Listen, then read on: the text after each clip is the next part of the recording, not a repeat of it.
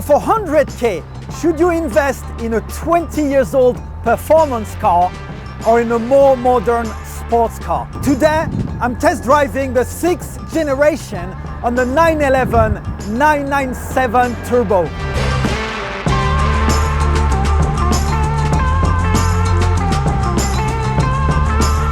So first, we're gonna have a deep look at the design of this iconic car.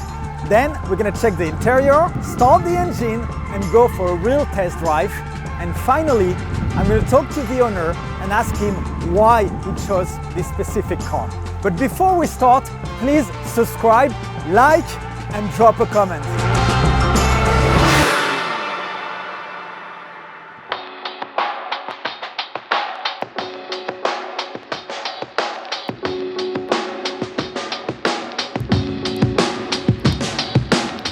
The first Turbo was launched in 1975, a model that changed the way we perceive performance vehicle.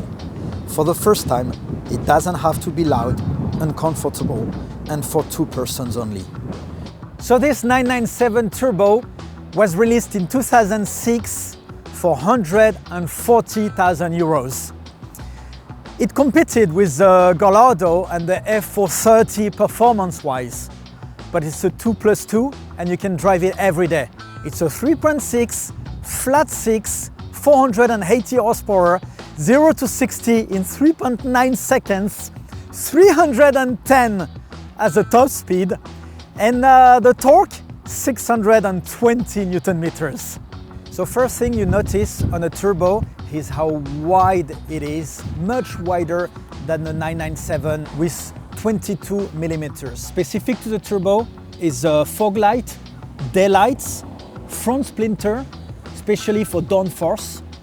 Everything you see is made for performance. So as a true Porsche, you have the boot in the front.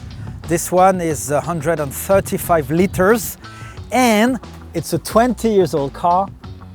You have a DVD player, of course, for navigation. Don't use Waze. With a weight of 1,600 kilos, it's good that the boot is not too big. You can keep it light. So we have the yellow pads of the drill and vented brake disc. They're 350 millimeters. Michelin 305/30 Z19 in the back. So they're wider in the back. And this is specific to the Turbo as well. Very wide, and it's an air inflow to cool down the engine. It goes through the inside directly to the engine. Big wings, not so big, but it will go higher and lower depending on your speed for downforce. As you can see, it's flat. So it's a 3.6, flat 6, 2 turbos, 480 horsepower. Trust me, 20 years ago, that was something. So one thing you need to know is that it's a Metzger engine. Metzger was an engineer who prepared the engine for the base of the GT1 for the 24 hours of Le Mans. So basically, since the 996 GT3 until the 997 GT2 RS, and on the Turbo, you have the Metzger engine without the IMS. So the engine is basically unbreakable. And when you see preparators like Roof or others, they use it and they can push it over 1,000 horsepower. So let's try it now.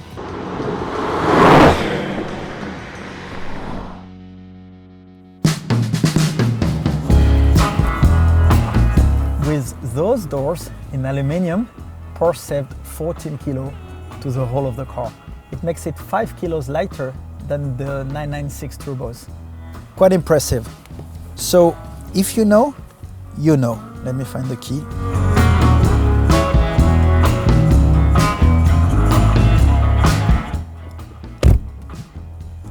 You start the car on the left. So there is 2 stories to that. The one everyone thinks is true and they know is for Le Mans, when they raced, they could get in the car, start the engine at the same time as they could put the first gear on a manual gearbox and then start quicker. The real reason is that Ferdinand Porsche tried to save money on the 356 and to have a smaller cables, decided to put the key on the left and then it saved a bit of money. How cheap. Sitting position is great. everything is under control. You sit very low. So as you can see, it's a 2+2, which is really amazing. You have the iconic 5 dials from the dash, typical 911. And this is something we need to talk about in details. We're going to talk later about it. It's the Tiptronic on Gen 1. It's been replaced by the PDK, or you could have the manual transmission. This one is an automatic.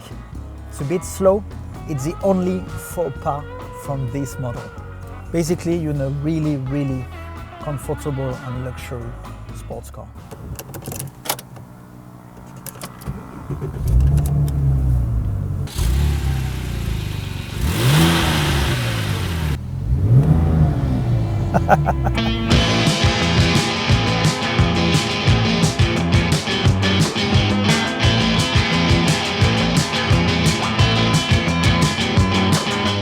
Just driving very slowly is already an amazing experience because the engine is really like far back. I'm gonna drive slowly, get higher in temperature, and then we can go over 3,000 RPMs. So what's iconic in this car is the flat six, of course. It's a 3.6 liters, but this one has 2 turbos. So for now, we're cool, we're chill, we're inside the forest, but when I'm gonna be at the right temperature, I will kick that car down and you will see what 2 turbos does to a 911. Because 620 Newton meters of torque from 1,900 RPM is pretty fast and pretty brutal. So we're gonna test that. On today's number, 480 horsepower doesn't seem that much. But remember, a Porsche horsepower is much more than a BMW horsepower. You get the engine in the back, it lowers the car when you accelerate on the back wheels, and we all know on the track, that's a very fast car for 480 horsepower. The turbo hasn't kicked in yet, and it's already a dream. And those roads around Lisbon and the forest of Monsanto, this is iconic as well. So braking, you know you can trust Porsche. Those brakes are ceramics, and they're optional ceramics for 8,700 euros when new. That's why they're yellow, they're specific. And they're the same brakes and brake pad from the Carrera GT. So as you can imagine, the car can stop.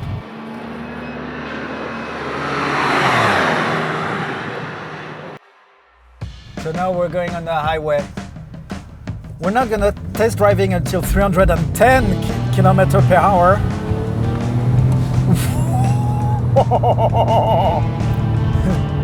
All right, it's a turbo, I can confirm. What a beast, oh my God, that is really fast.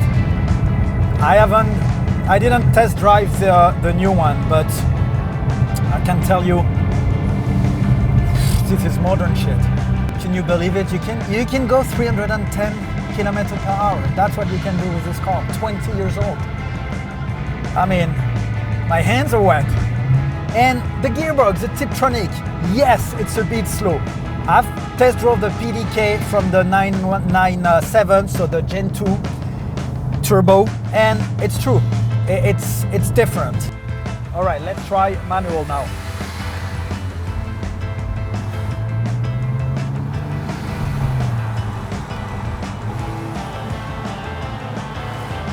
It's a bit slow. Yeah, change of gears is a bit slow.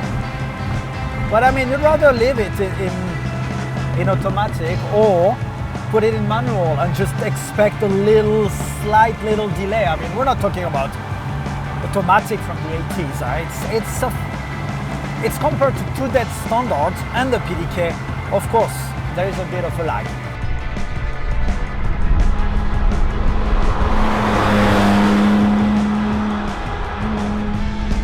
I mean, I recommend, if you want a Gen 1 or a Gen 2, to take the manual transmission. So in 2007, this 997 Turbo was competing with the Ferrari F430 and the Lamborghini Gallardo. They're probably the same performance-wise, but this one has 4 seats and it's comfy in the city. So I guess the choice will be, do you want to be loud? Do you want to be only with your girlfriend or with a friend? Do you want tons of maintenance cost? And do you want to suffer in traffic? Or do you want to feel like it's a city car almost, but on the weekend you have the same performance? It's up to you. I will choose the Gallardo, but I recognize that this is an amazing piece of engineering and only Porsche can do this car. It's a 2-in-1. And it's, you know, it's appreciated.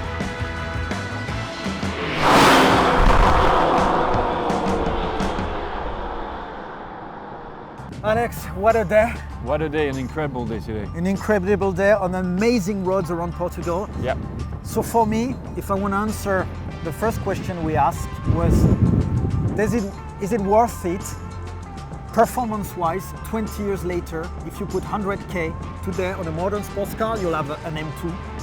I will say, maybe for a couple seconds around the lap, if you're really into performance, get an M2.